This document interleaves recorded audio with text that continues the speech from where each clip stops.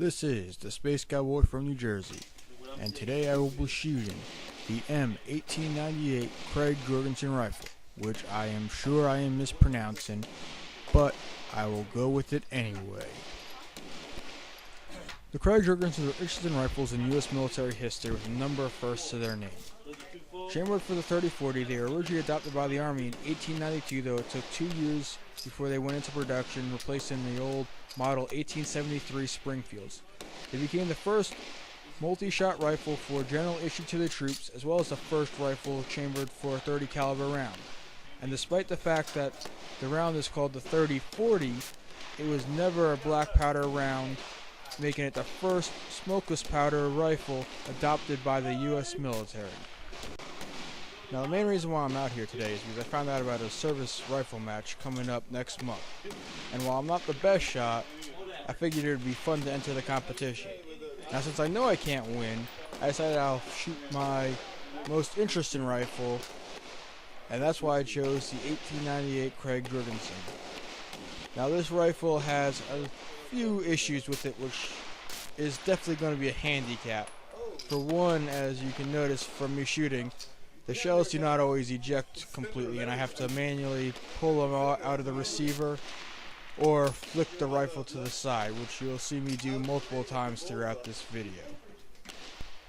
Now, that issue is only with my particular rifle. It's not something that affects most Krag-Jorgensen rifles overall, but it is something that I'm going to have to deal with in this competition. A more general issue I'm going to have to deal with for this rifle is the fact that the 30-40 cartridge is a rimmed round. With a rimmed round, if you don't properly align the cartridges with the leading cartridge rim in front of the following cartridge rim, it will jam up the bolt when you're trying to close it.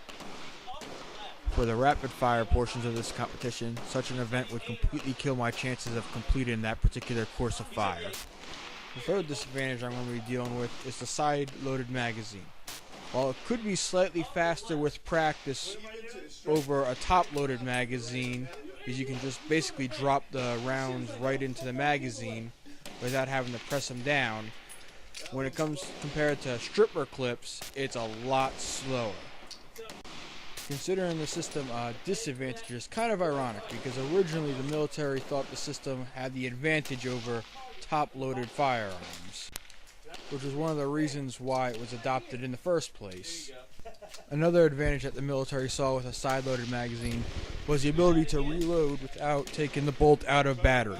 That meant as long as you had a single round left in the firearm, you could be ready to fire in the middle of reloading at any instant.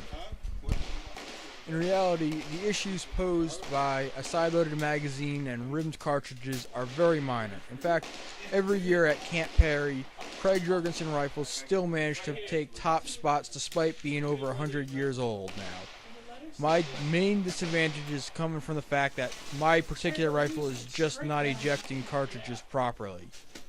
And that's going to be an issue I'm going to have to work through, and that's going to be the real time killer. But those other issues will be a slight added hindrance that I'm going to have to deal with. Now, here I'm doing some practice trial runs just to determine whether or not I'd be able to complete the rapid fire section of the course within the given time limit. I need to be able to get 10 shots off with a magazine reload in 1 minute. For the competition, you'll start with rounds in the magazine and an open bolt. And on the go signal, you're going to close your bolt and fire off your rounds. Now, if you happen to have a firearm that has a magazine that holds more than 10 rounds, you have to load less than 10. This way, you're forced to do a reload in the middle of your firing. Now, in order to decrease my reloading time by hair, I'm going to use the magazine cutoff switch to my advantage. Basically, I'm going to start with the magazine cutoff switch engaged, which prevents me from picking up a round from the magazine, allowing me to drop a single round into the chamber when I initially close the bolt. This, in turn, allows me to have 6 shots before having to reload and only needing to reload 4 rounds later on. Of course, that assumes that I remember to disengage the magazine cutoff switch after that initial first shot. Now, some of you may be wondering why the military had a magazine cutoff switch and what advantage it could potentially give the military in a combat situation, since it essentially turns the rifle from a repeater into a single-shot firearm. Well, believe it or not, it was based on the same worry that military planners had from moving from the M1 Grand to the M14 and M16s, and even from the 1903 Springfields to the M1 Grand itself. It was the simple fact that they were afraid that the troops would be wasteful of ammunition and that they would just fire through all their rounds immediately without stopping and run out of ammo. So the basic idea behind it was the troops would use it as a single-shot rifle until they got the order or until the enemy charged them, and then they could flip the switch and have 5 rounds immediately available to them. Now, while that might not sound very logical by today's standards, there are a couple of factors you need to take into consideration why they thought the way they did. The first was simply resupply. Back then, resupply was no simple task. Depending on where you were in the world, it might have taken a couple of weeks before you could have gotten a shipment of munitions from the States to wherever you were fighting currently. The second thing you need to consider is that technology was greatly outpacing the tactics of the day. For the tacticians of the day, firearm warfare had basically been unchanged for a couple hundred years.